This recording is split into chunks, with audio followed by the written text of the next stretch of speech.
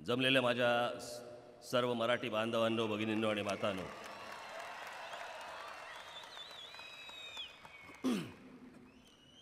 आजूबाजूला 2 स्क्रीन लावले असते तर इकडेच बघा. कोण कुठे बघत असतं कळत नाही पटकन. आज कल्याण डोंबिवली महानगरपालिकेच्या निवडणुका आल्यात आणि या निवडणुकांमधली ही पहिली जाहीर सभा आज डोंबिवलीमध्ये होत आहे. माझ्या 4 सभा आहेत आजची धरून, त्याच्यामुळे जरा पुरवून बोलणार आहे. सगळं एकत्रच नाही सगळीकडे बाहेर काढणार.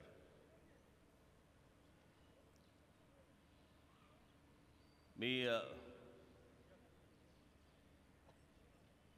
सर्वप्रथम काय होतं, या सगळ्या निवडणुकांच्या काळामध्ये मतदारसंघ तुटले जातात. मग 30% इकडे, 40% तिकडे, 50% इकडे, 60% तिकडे. आणि असे आपले अनेक काही नगरसेवक अगोदरचे 2-2 चांगले नगरसेवक आणि मतदारसंघ असे तुटलेले फाटलेले, त्याच्यामुळे एकालाच द्यावे लागलं आणि दुसऱ्याला काय देता आलं नाही. पण दुसऱ्याला ज्याला देता आलं नाही त्या सर्व माझी नगरसेवकांना मी धन्यवाद देईन की त्यांनी ह्या सगळ्या गोष्टीमध्ये कुठे बंडखोरी,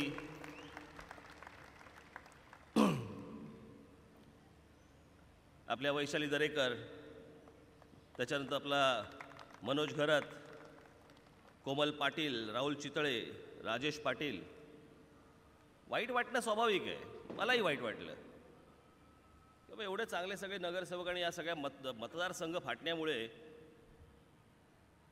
काही जणांना बाबा तिकडे देता नाही आली, काय करणार. पण निवडणुका जशा लागल्या सुरुवातीला बातम्या काय होत्या, महाराष्ट्र नवनिर्माण सेना फुटणार, इतके नगरसेवक फुटणार. ते काय फटाके आहेत काय?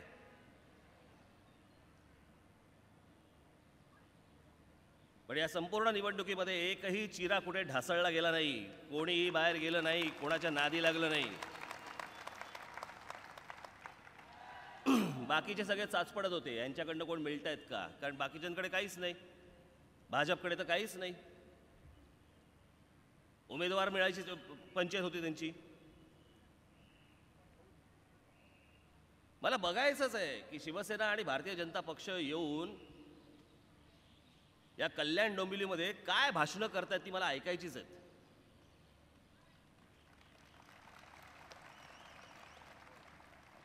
वीस वर्ष वाट लावून ठेवली या दोन्ही शहरांची आणि कुठच्या निधड्या छातीने परत येणार आणि सांगणार आहेत मला बघायचंच आहे, एकदा ऐकायचंच आहे काय बोलणार आहेत.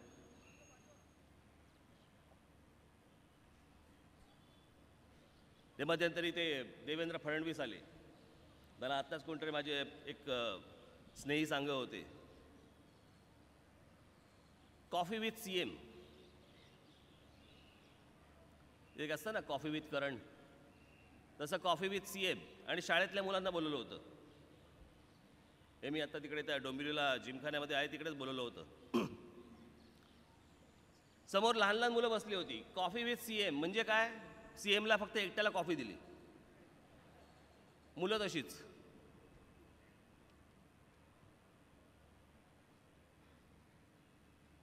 या सगळ्या लोकांनी जी वाट लावून ठेवली आहे आणि आज भाजप सांगते की आमच्या हातात द्या, शिवसेना सांगते की आमच्या हातात द्या. कशासाठी द्या, अजून वाट लावायला.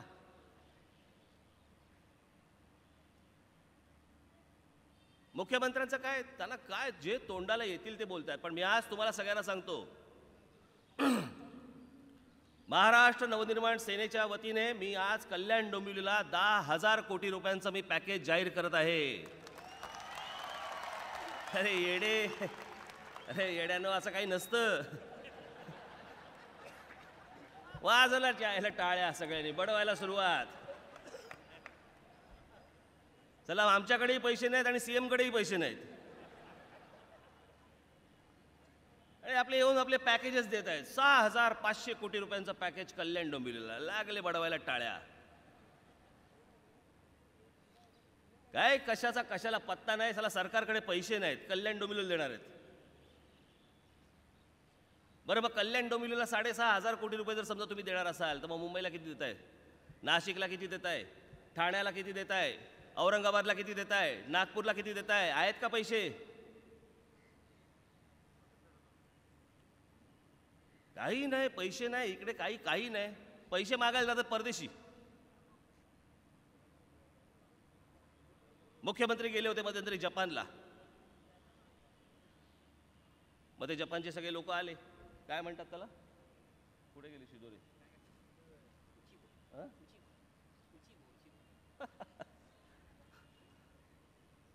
मगाशी मी विचार करत बसलो होतो, म्हटलं जपानमध्ये, म्हटलं हॅलोला काय म्हणतात, ते म्हणे उचिगो. नीट शब्द ऐकून घ्या, उचिगो. मग ते सगळे जपानी लोक असतात, ते वाकून ओचिगो ओचिगो करतात. ते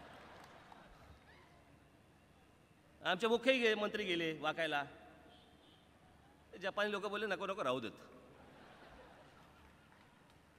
उगाच काहीतरी वागताना व्हायचं. पण आमचे मुख्यमंत्री बोलले नाही, मला वाकायची सवय आहे, दिल्ली शहरांसमोर मी रोज वाकत असतो, आता तर माझं डोकं गुडघ्याला लागायला लागलंय. ओचिगो. एक गोष्ट साला वरती विचारल्याशिवाय, मी मागे बोललो होतो विधानसभेच्या वेळेला,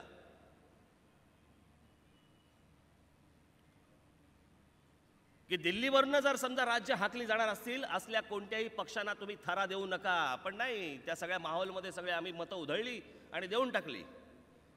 सगळ्या भूलथापांना आम्ही बळी पडलो. थापा मारून सगळे आले सत्तेवरती, सगळ्या थापा. म्हणून मी त्याशी म्हटलं ना, थापा या शब्दाला पर्यायी शब्द आलाय, भाजपा. जे तोंडाला येईल ते बोलत सुटायचं. 100 दिवसामध्ये म्हणे अच्छे दिन आणणार होते, 100 दिवसात 500 दिवस झाले, पत्ता नाही.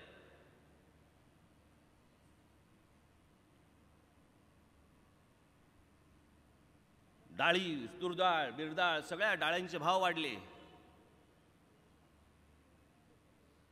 परवा दिवशी आता डान्स बार पण सुरू झाले. म्हणजे जे काँग्रेस राष्ट्रवादीच्या काळामध्ये जे डान्स बार बंद होते, ते ह्यांच्या काळामध्ये सुरू झाले. नाव कोणाचं? कोर्टाचं. म्हणजे कोर्टाने सुरू केले. तुम्ही का नाही आक्षेप घेतला सरकार म्हणून? नाही. तेव्हा वेगळं बोलायचं, सत्तेत आल्यावरती वेगळ्या गोष्टी करायच्या, ही यांची नीती. मला परवा दिवशी कळलं, कोणीतरी मला सांगितलं, एका डान्स बारमध्ये एकाला अटक केली. का? तर म्हणे ती बाई नाचवती, तिच्यावरती तो तुरडाळ उडवत होता. ही पण महाग झाली, ही घे, पैसे नाहीत माझ्याकडे.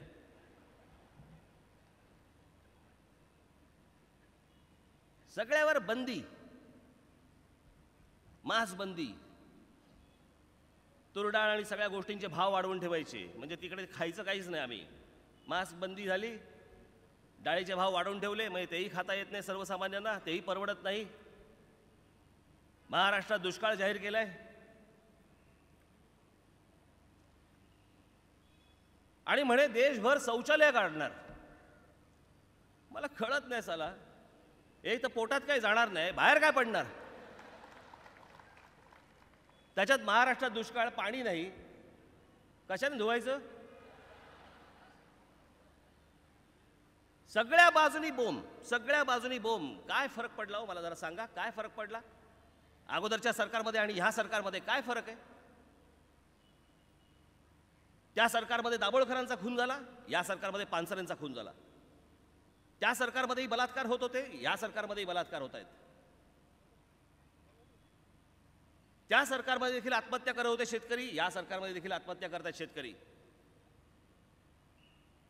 मध्यंतरी एका शेतकऱ्याच्या घरी जाऊन आले मुख्यमंत्री,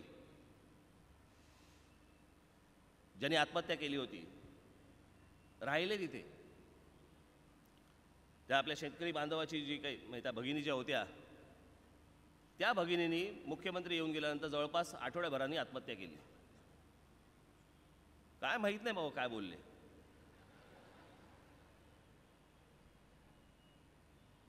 कशात फरक पडला? कशात बदल झाला? कोणतीही गोष्ट स्वतःहून करायचीच नाही, सगळं दिल्लीला विचारल्याशिवाय इथे कोणची गोष्ट होऊ शकत नाही. मग आधी काय वेगळं होतं? आधी काँग्रेस एनसीपीच्या काळात देखील तिकडे वरती विचारायचे, खाली गोष्टी व्हायच्या. आताही तेच आहेत, वरती गोष्टी विचारतात, मग खाली राज्यांमध्ये गोष्टी होणार.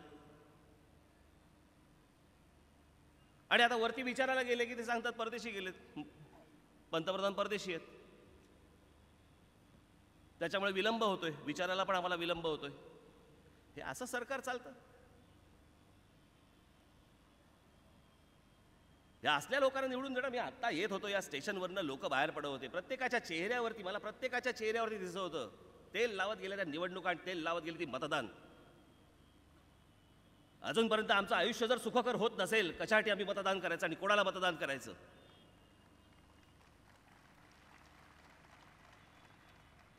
ती सगळे भोळी बाबडी जनता सगळे आता त्या स्टेशनवरनं बाहेर येत आहेत, तिथे रांगेमध्ये उभे आहेत बससाठी.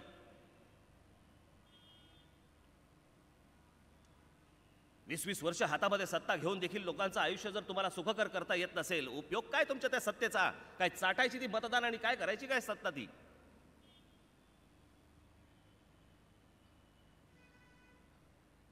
पण काही नाही, आम्ही भूलथापा, सगळ्या थापांना आम्ही बळी पडत राहतो, सारखे बळी पडत राहतो. जातीची विष कालवत राहायचं, जातीचं. हा मध्यंतरी बाबासाहेब पुरंदरेंचा विषय ज्यावेळेला झाला, त्यांना महाराष्ट्र भूषण ज्यावेळेला देण्यात आलं, राज ठाकरे आणि त्याची महाराष्ट्र नवनिर्माण सेना सोडून बाबासाहेब पुरंदरेंच्या मागे कोणी उभं राहिलं नाही, कोणी त्यांच्याबद्दल कोणी बोलायला तयार झालं नाही. भारतीय जनता पक्षाने त्यांना महाराष्ट्र भूषण पुरस्कार दिला, भारतीय जनता पक्ष देखील बोलायला तयार नाही. बस त्यांच्यावरती टीका होते. का टीका होते?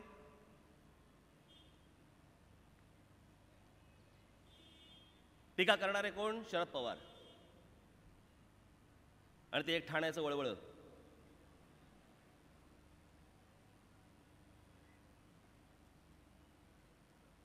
जातीचं विष कालवता तुम्ही, अजूनही तेच चालू आहे महाराष्ट्रामध्ये. कोण ब्राह्मण, कोण मराठा, कोण साळी, कोण माळी, हे अजून ह्याच्यावरती हे राजकारण करत बसणार. आणि तुम्हाला ज्या सुखसोयी द्यायच्या आहेत त्याच्याबद्दल चर्चा नाही, त्याच्याबद्दल चर्चा नाही. काल पण झालं नाही का दसऱ्याचं, विचारांचं सोनं उधळायला, विचारांचं सोनं लुटायला. म्हणजे विचारांचं सोनं तुम्ही लुटायचं आणि नंतर ह्यांनी महानगरपालिका लुटायच्या.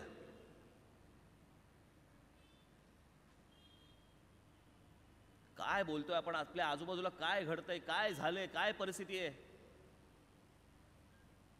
कसल्या आपण बाहेरच्या आक्रमणाबद्दल बोलतोय, कसल्या पाकिस्तानच्या आक्रमणाबद्दल बोलतोय आपण? अहो, घरात शिरलेत लोक, घरात, आतमध्ये आहेत.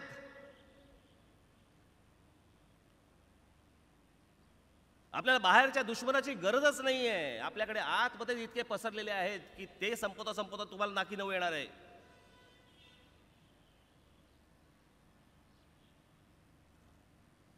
हे सगळे आपापले अड्डे बनवत आहेत, आपापले मतदारसंघ बनवत आहेत. मी जे सतत ओरडून जे सतत सांगतोय तुम्हाला की हे जे सगळे बाहेरून परत प्रांतातनं जी लोक येत आहेत, हे सगळे आपापला मतदारसंघ तयार करतायत.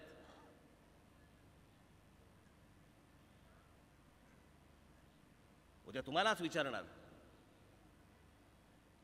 ते म्हणतात ना, असूनी खास मालक घरचा म्हणती चोर त्याला.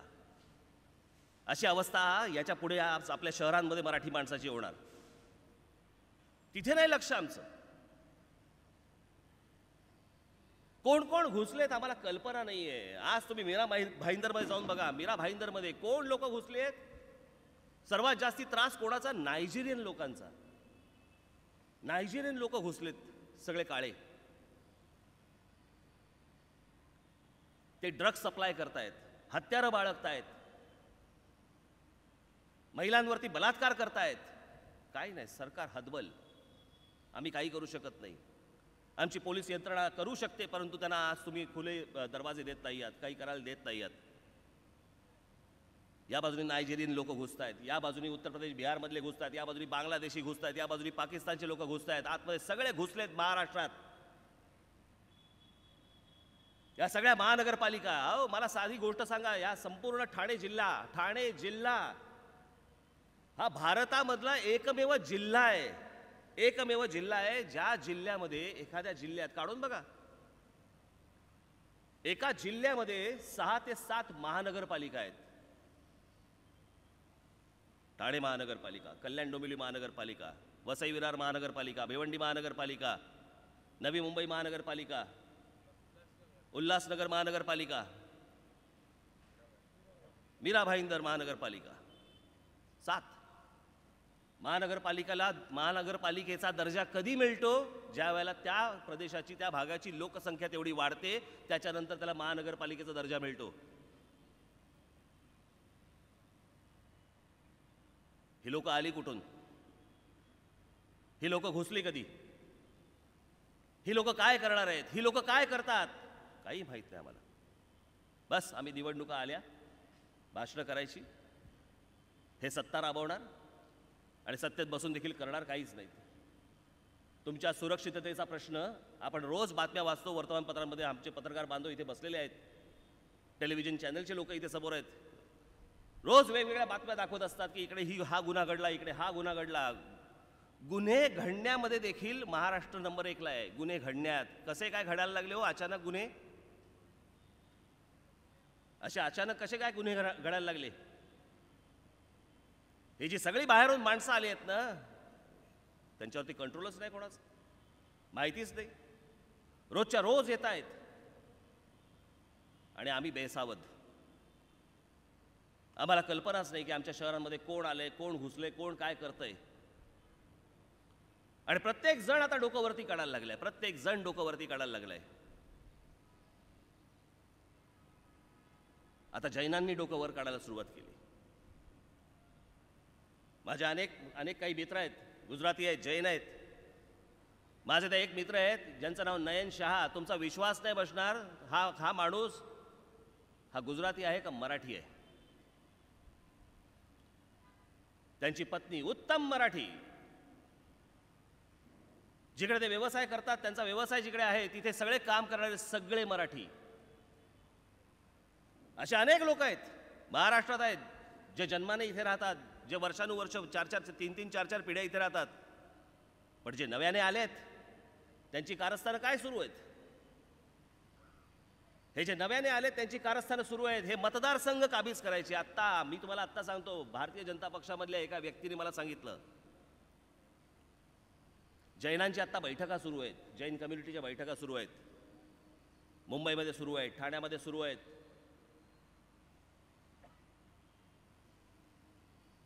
आणि भारतीय जनता पक्षाबरोबर निगोसिएशन चालू आहेत, निगोसिएशन्स. आणि त्यांचं असं म्हणणं आहे की आम्हाला येणाऱ्या मुंबई ठाणे महानगरपालिका या ज्या निवडणुका आहेत याच्यामध्ये आम्हाला 40% जैनांना प्रतिनिधित्व तुम्ही दिलं पाहिजे. 40%. कुठून सुरू झालंय हा कंठ? कुठून फुटला? नरेंद्र मोदींमुळे, अमित शहामुळे? हे काय नवीन सुरू केलं या लोकांनी महाराष्ट्रामध्ये? अबू आझमी सारखा माणूस आज महाराष्ट्रातल्या 2-2 मतदारसंघामधून निवडून येतो. कोण निवडून देतं त्याला? महाराष्ट्रातली लोक निवडून नाही देत, ती उत्तर प्रदेश आझमगड आणि प्रतापगडवरनं आलेली माणसं निवडून देतात. ती सगळी बसली आहेत आतमध्ये, तिकडे भरतायत, रोजच्या रोज ट्रेन येत आहेत. आणि आमची चिंता इथे पोलीस करणार काय? पोलीस आमचे काय तिसरा नेत्र आहे त्यांना? मुंबई आणि महाराष्ट्राच्या पोलिसांवरती माझा 100% विश्वास आहे.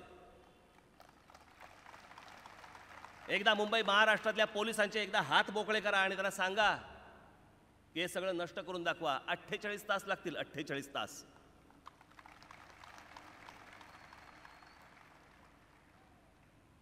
पण कोणी देतच नाही, कोणी मुभास देत नाही त्यांना, कोणी रस्ताच सांगत नाही, कोणी काय करायलाच सांगत नाही. सतत दडपून ठेवायचं, सगळ्या गोष्टींना दडपून ठेवायचं, सगळे हातात राहिले पाहिजे. आता पण केंद्र सरकार आणि तुमचे कोर्टाचे चालू आहेत भांडणं.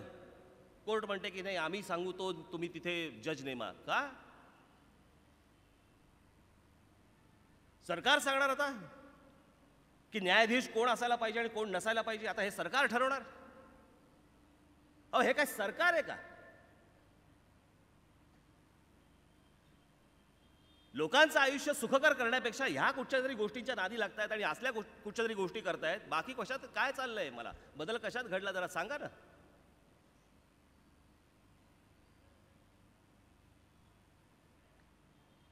या सगळ्या शहरांमध्ये घुसत चाललेली ही सगळी माणसं, त्याच्यामुळे संपूर्ण व्यवस्था कोलमडलेली आहे, संपूर्ण व्यवस्था कोलमडलेली आहे. आणि कोलमडत जात असताना आमचेच लोक उघड्या डोळ्यांनी पाहतात ती गोष्ट आणि आमचेच लोक त्यांना मदत करतात.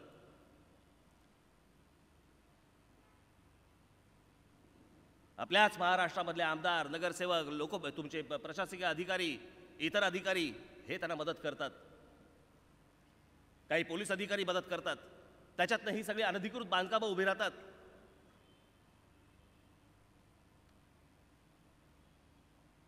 आता ह्या अनधिकृत बांधकामं तोडताना देखील पहिला हातोडा बसतो आमची मराठी माणसं, मराठी कुटुंब जिकडे राहतात त्यांच्या घरावर पहिला आमचा हातोडा बसणार. त्यांच्या घरावरती पहिला हातोडा मारा म्हणून कोर्ट सांगणार. इतर जेवढा अनधिकृत आहे त्याच्यावरती नाही हातोडा बसत, त्याच्यावरती तात्काळ निर्णय नाही होत, त्याच्यावरती कोणी बोलायला तयार होत नाही, त्याच्यावरती सरकार बोलायला तयार होत नाही. आणि शिवसेना भारतीय जनता पक्ष सांगतंय की नाही नाही आमच्या दोघांमध्ये पटत नाही.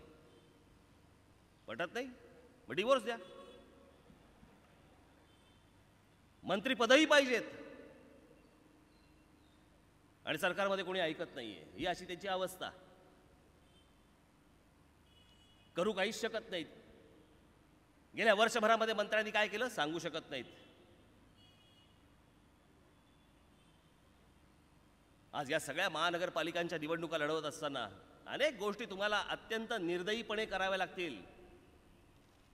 जे मी नाशिक महानगरपालिकेत मी तुम्हाला करून दाखवलं, मी तुम्हाला ते दाखवणार आहे, पुढच्या सभांमध्ये दाखवणार आहे. मी नाशिकमध्ये अनधिकृत बांधकामं पाडताना मी म्हटलं कोणाचाही मुलाजा ठेवायचा नाही. महाराष्ट्र नवनिर्माण सेनेचं जर समजा एखादं कार्यालय अनधिकृत असेल पाडून टाका.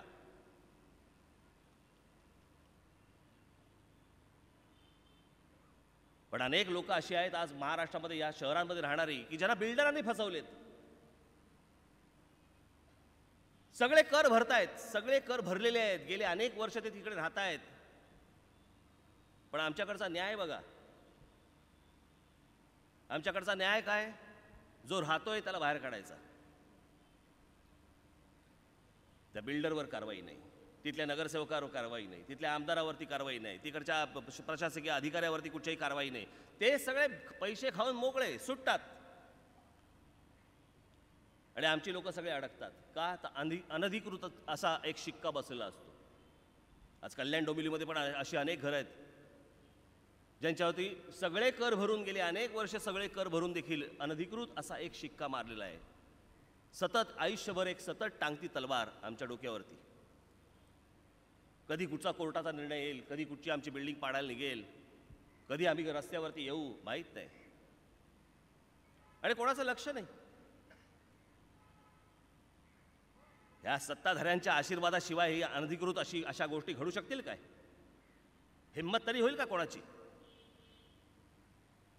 पण ही सगळी शहरं उद्ध्वस्त करायची आज सगळ्या ह्या कल्याण डोंबिवलीमध्ये. अहो काय आहे काय मला जरा सांगा. या कल्याण डोंबिवलीत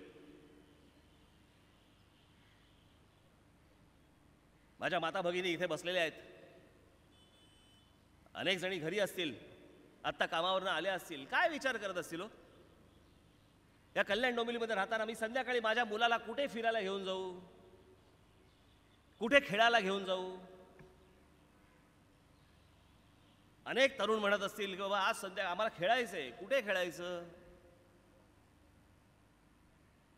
एका शहरामध्ये ज्या प्रकारची मैदानं असायला पाहिजेत, ज्या प्रकारे तुम्हाला बागा असायला पाहिजेत, काही नाही. आणि 30-30 माणसं निवडून जात आहेत, 30-30 माणसं तुम्ही त्यांच्या हातामध्ये सत्ता देत आहेत. उद्या कल्याण डोंबिवलीचे लोक म्हणतील अरे राज ठाकरे तुझ्या हातामध्ये आम्ही 28 नगरसेवक दिले होते, त्याचं काय झालं? बाबांनो 28 नगरसेवकांनी काही नाही होत. पूर्ण सत्ता द्या माझ्या हातात कल्याण डोंबिवलीची, मी तुम्हाला बदलून दाखवतो.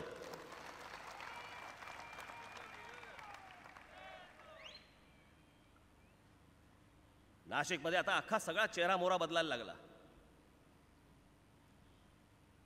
जवळपास नाशिकमध्ये आत्ता जाऊन बघा, तुम्ही तिथले रस्ते जाऊन बघा. जवळपास 550-600 कोटी रुपयाचे रस्ते बांधले गेलेत. आणि ते रस्ते जाऊन बघा. आज मला विचारत होते काय चाललंय, कुठे आहे ते नाशिकचं, काय चाललंय नाशिकमध्ये? अहो नाशिकमध्ये ज्या गोष्टी होत आहेत मी तुम्हाला लिहून देतो. जे नाशिकमध्ये घडतंय आत्ता ते ज्यावेळेला पुढच्या साधारणपणे जून-जुलैमध्ये ज्यावेळेला त्या सगळ्या गोष्टी पूर्णत्वास येतील ना, मी तुम्हाला लिहून देतो तशा गोष्टी भारतात नसतील.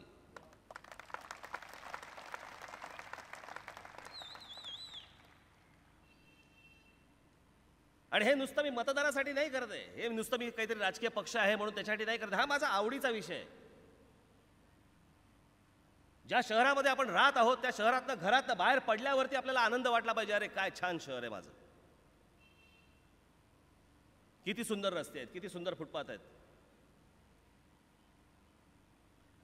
जे नाशिकमध्ये मी 3.5 वर्षामध्ये जे करतोय केलंय, अजून अनेक गोष्टी पूर्णत्वास यायच्या आहेत, पण 3.5 वर्षात, फक्त 3.5 वर्षात ह्यांच्या हातात 20-20, 25-25 वर्ष, 30-30 वर्ष दिली या महानगरपालिका आणि काही नाही. आरक्षित भूखंड देखील खाऊन टाकले. मैदानासाठी होते, बागांसाठी होते, हॉस्पिटलसाठी होते, शाळांसाठी होते, ते असले जे भूखंड होते तेही या लोकांनी खाऊन टाकले, फुकून टाकले पैसे घेऊन.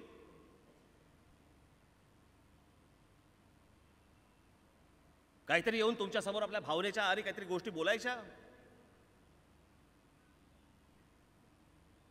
आता येतील काहीतरी भावना घेऊन, काहीतरी वेगळी परत.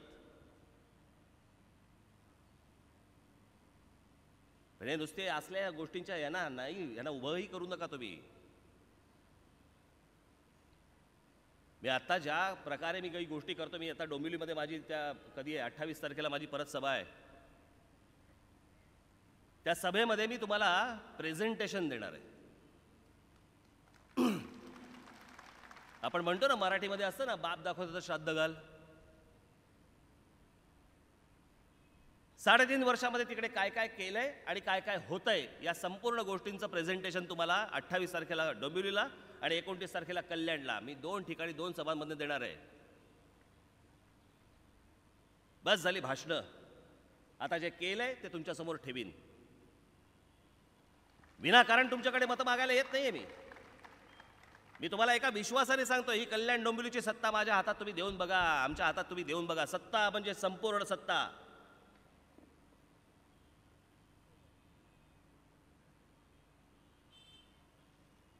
तुम्ही सत्ता हातात दिल्यानंतर जर समजा माझ्या हातून 5 वर्षामध्ये जर या कल्याण डोंबिवलीमध्ये काही घडलं नाही ना, मी परत कल्याण डोंबिवलीची महानगरपालिकेची कधी निवडणूक लढवणार नाही.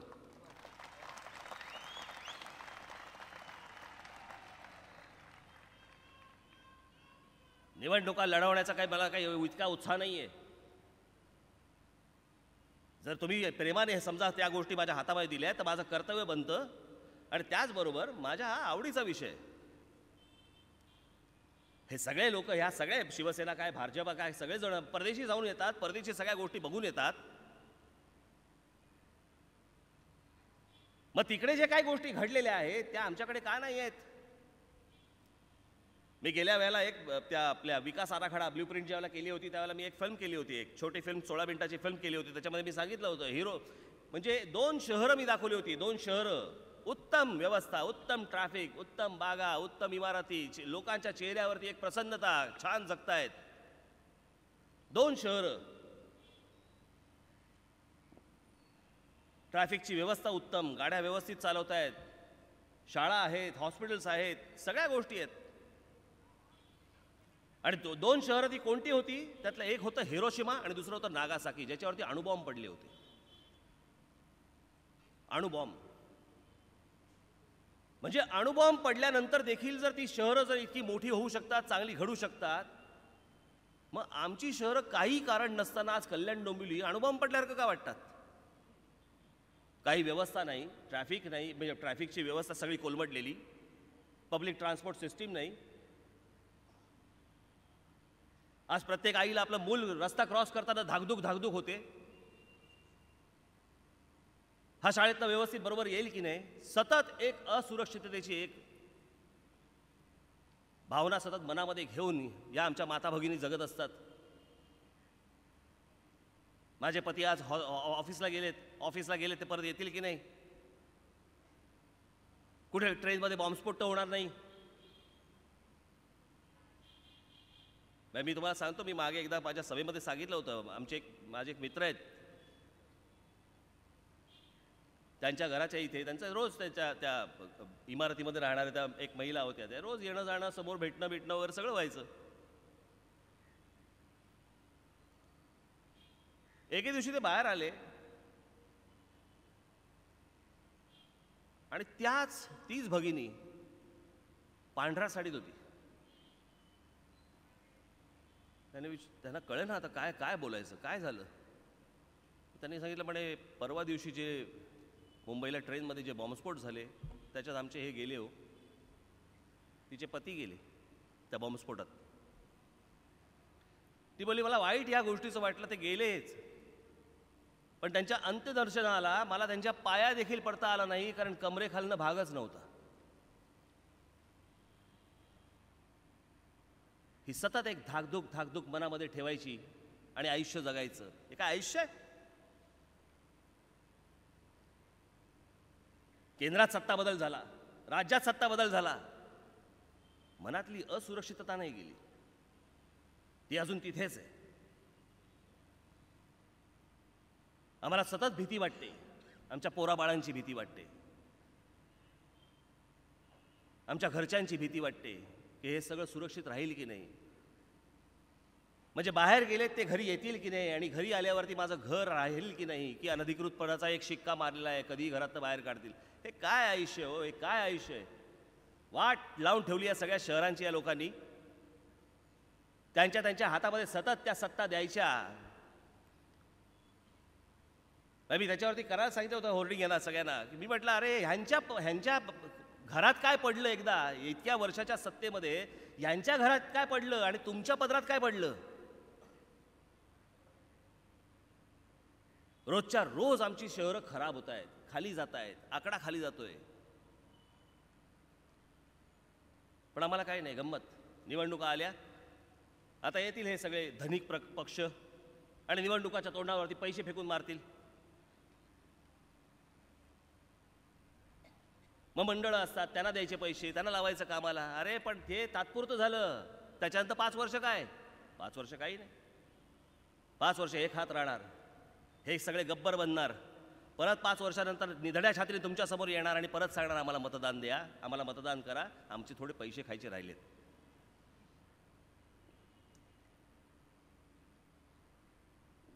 मी बाबांनो आपल्याला सांगायला आलो, हे किती काळ तुम्ही चालू ठेवणार आहात, किती काळ चालू ठेवणार आहात. बदल घडवायचाच आहे ना. तिथे वरती काँग्रेस गेली आणि बाकी सगळे आले ना, भाजप आले ना. आता इथे या लोकांना बाहेर काढा आणि महाराष्ट्र नवनिर्माण सेनेच्या हातामध्ये ही कल्याण डोंबिवली महानगरपालिका तुम्ही द्या. मी तुम्हाला या शहरामध्ये बदल घडून दाखवतो आणि निश्चित बदल घडून दाखवतो. महानगरपालिका, नाशिक महानगरपालिकेचे तर पैसे आहेतच, ते तर लागलेच आहेत शहरासाठी. पण त्याचबरोबरीने मी CSR फंड म्हणजे काय, कॉर्पोरेट सोशल रिस्पॉन्सिबिलिटी. आता ही त्यांची जबाबदारी. ह्या सगळ्या बड्या कंपन्या ज्या आहेत, रतन टाटांशी बोललो, मुकेश अंबानींशी बोललो, इतर अनेक लोकांशी, कंपन्यांशी मी बोललो, आणि आज ते नाशिकमधला एक प्रकल्प, मोठे सगळे प्रकल्प आज ते स्वतःच्या फंडामधनं ते करतायत. का? लोकांसाठी. पण हा फंड वापरायला किंवा ह्या कंपन्यांकडे जायला कोणी तयार होणार नाही. का? कारण त्या कंपन्या डायरेक्टली ते कामं करत असतात, मध्ये पैसे खायला वाव नाही ना. महानगरपालिकेतनं गेली की कसा पटापटा पैसे खाता येतात, त्याच्यामुळे या कंपन्यांकडे कोणी जात नाही. आणि आज तिकडे बोटॅनिकल गार्डन उभं राहतंय, दादासाहेब फाळके स्मारक तिथे आपण नव्याने उभं करतोय. सगळी वाट लागून ठेवलेली होती अगोदरच्या त्या सत्तेमध्ये. चिल्ड्रन्स ट्रॅफिक पार्क केले आपण तिकडे, 3.5 एकरामध्ये केले, 3.5 एकरामध्ये. तिकडे ते तुम्ही बघा, मी तुम्हाला दाखवणार आहे ते. या 28 तारखेच्या डोंबिवलीच्या सभेमध्ये आणि 29 तारखेच्या माझ्या कल्याणच्या सभेमध्ये मी तुम्हाला ते दाखवणार आहे, प्रत्यक्ष दाखवणार आहे मी तुम्हाला, की काय नक्की केलंय ते. मी त्या दिवशी त्याच्या उद्घाटनाला आपल्या ह्यांना घेऊन गेलो होतो, काय नाव आपलं, पसरीच्या. हे पसरीच्या ट्रॅफिकमधले त्यांची PhD त्याच्यावरती आहे, त्याला डॉक्टरेट आहे त्याची, की ट्रॅफिक सगळा कसा कंट्रोल करायचा. आणि त्यांनी केला होता सगळा मुंबईचा. आता झाला मुंबईचा विचका. मी त्यांना घेऊन गेलो त्याच्या उद्घाटनाला, त्यांच्या हस्ते उद्घाटन केलं. त्यांच्या हस्ते उद्घाटन केलं म्हणून नाही ते बोलले, पण त्यांनी मला सांगितलं की इतकं मोठं ट्रॅफिक पार्क भारतात नाही. भारतात चिल्ड्रन्स ट्रॅफिक पार्क, जिकडे लहान मुलांना आणि सगळ्यांना, मोठ्यांनाही ट्रॅफिकचे धडे मिळतील, कुठेच नाही. उद्या ही 2 शहरं हातात द्या, या सगळ्या लोकांना मी इथे आणेन. आणि हे जे आणीन आहे ना, हे राज ठाकरेचं आणीन आहे, देवेंद्र फडणवीसांचं आणीन नाही आहे.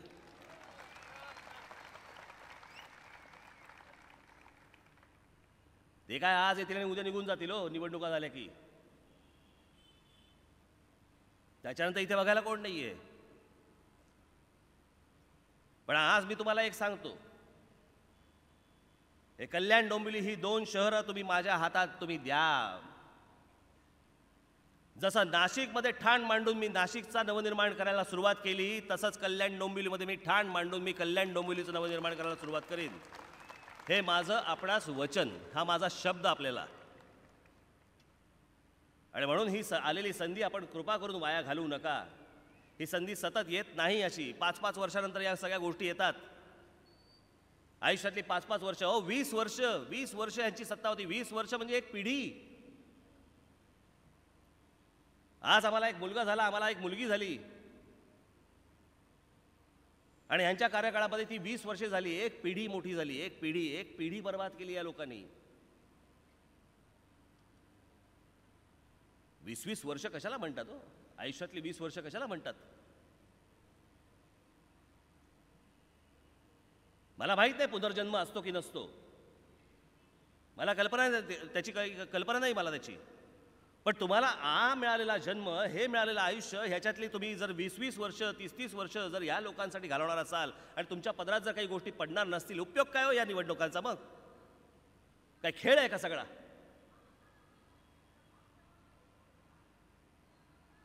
आणि म्हणून मी आपल्याला सगळ्यांना एक आवाहन करेन की येत्या 1 तारखेला मतदान आहे. कुठेही गाफील राहू नका, कुठेही गाफील राहू नका. हे तुम्हाला अनेक विविध गोष्टींनी येतील, सांगतील काय काय गोष्टी. मी आता उद्या फक्त 1 दिवस मुंबईला जाणार आहे, त्याच्यानंतर मी 25 पासून मी इथेच परत आहे 30 तारखेपर्यंत. पण हे सगळं करतोय, हे मनापासून करतोय, मनापासून करायची इच्छा आहे. त्या इच्छेला तुमचा आशीर्वाद असो द्यावा, एवढं सांगण्यासाठी म्हणून मी आज आपणासमोर इथे मी आलोय. येत्या 1 तारखेला महाराष्ट्र नवनिर्माण सेनेच्या माझ्या सर्व उमेदवारांना आपण प्रचंड मताने विजयी करावं असं एक आवाहन करतो. हा, सगळ्यांना बोलवा ना, सगळ्या उमेदवारांना बोलवा. महाराष्ट्र नवनिर्माण सेनेची आपली रेल्वे इंजिन ही निशाणी, त्याच्यावरती बटन दाबून आपण महाराष्ट्र नवनिर्माण सेनेच्या माझ्या उमेदवारांना आपण विजयी करावं असं एक आवाहन करतो आणि आपणा सर्वांची मी रजा घेतो. जय हिंद, जय महाराष्ट्र. धन्यवाद. मी सगळ्यांना विनंती करतो की कृपया